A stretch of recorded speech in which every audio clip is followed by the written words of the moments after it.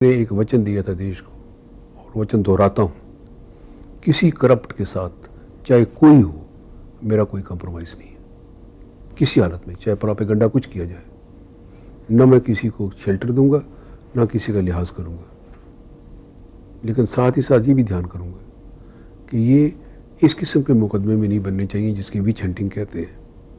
मुकदमा बनाया आपने, 11-12 महीने मुकदमा चला, निकला कुछ नहीं। पिछले दिनों बहुत से पॉलिटिकल मुकदमे बने हैं, कोई मुकदमा आगे क्यों नहीं बढ़ पाया? ये भी सोचने की बात है। जो आम आदमी है, जब उसके घर में चूल्हा नहीं जलता, जब उसके बच्चे को एडमिशन नहीं मिलती, जब वो करप्शन से तंग हो रहा है जैसे आप कह रहे हैं, पर उसके लिए सोल्यूशन क्या है? कोई एक ऐसा नुस्खा मेरी जेब में नहीं है कि ये एक डोज दवाई का पी लीजिए सब ठीक हो जाएगा, ऐसा। लेकिन एक बात करनी पड़ेगी, मैं ये कह रहा हूँ दोनों तरफ से, जो लोग जिम्मेवार जगह पर बैठे हैं, एक तो उनकी अपनी नीयत बड़ी साफ़ होनी चाहिए, उनके कपड़े साफ़ होने चाहिए, और जिनके कपड़ों में धब्बा है उनको हटाने की कोशिश करनी चाहिए। मिडिल क्लास की हमारी सबसे बड़ी मुश्किल यह है कि हम सिर्फ अपना काम कराना चाहते हैं, बाकी सबका नहीं, मेरा काम हो जाए। ये कमज़ोरी मैं किसी को मेरे में भी है, सब में ये कमज़ोरी है, क्योंकि आज हमारी समाज की बदकिस्मती ये हो गई है कि शायद ही कोई आदमी होगा जो छाती के हाथ रख के ईमानदारी से ये कहे कि मैंने कभी रिश्वत नहीं दी। ये तो बहुत लोग कह सकते हैं मैंने रिश्वत कभी नहीं ली, लेकिन जब आप लोगों को पूछेंगे भाई तुमने कभी दी हो, क्या करूं, क्या करूं? क्योंकि अगर रिश्वत नहीं देता तो जैसे आपने कहा बच्चा स्कूल में नहीं जा सकता, रिश्वत नहीं देता तो कोई इंस्पेक्टर आता है मेरी दुकान बंद करके मुझे चालान कर देता है, चाहे मैंने जुर्म किया चाहे नहीं किया। इसके खिलाफ क्या करेंगे आप जब तक कोई एक किस्म की पॉपुलर मूवमेंट शुरू नहीं करेंगे?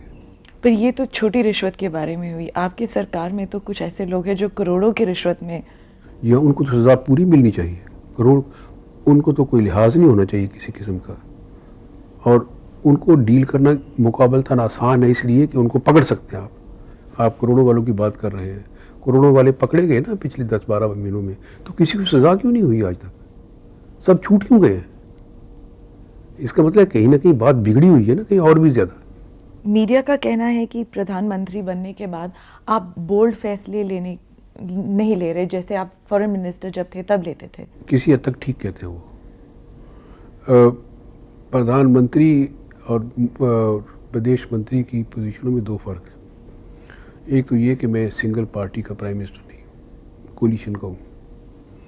कोलिशन में आपको 14-15 पार्टियों को साथ लेके चलना है, तोड़ देना आसान है, तो कल तोड़ सकता हूँ कि मैं किसी की बात नहीं सुनता, फैसला कर देता हूँ। मैं गिन नहीं सकता आपके सामने मैं कितने दबाव रेजिस्ट करता हूँ, और वो दबाव आम तौर पे घटिया दबाव होते हैं।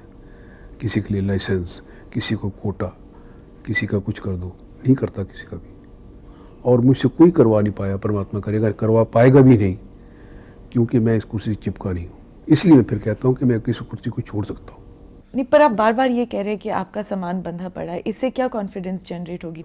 हम तो I am trying to make best of the given situation.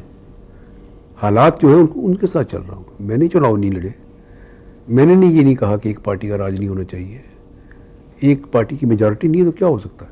I don't have the mandate the people, mandate the people is for coalition. मेरा क्या मैंडेट है?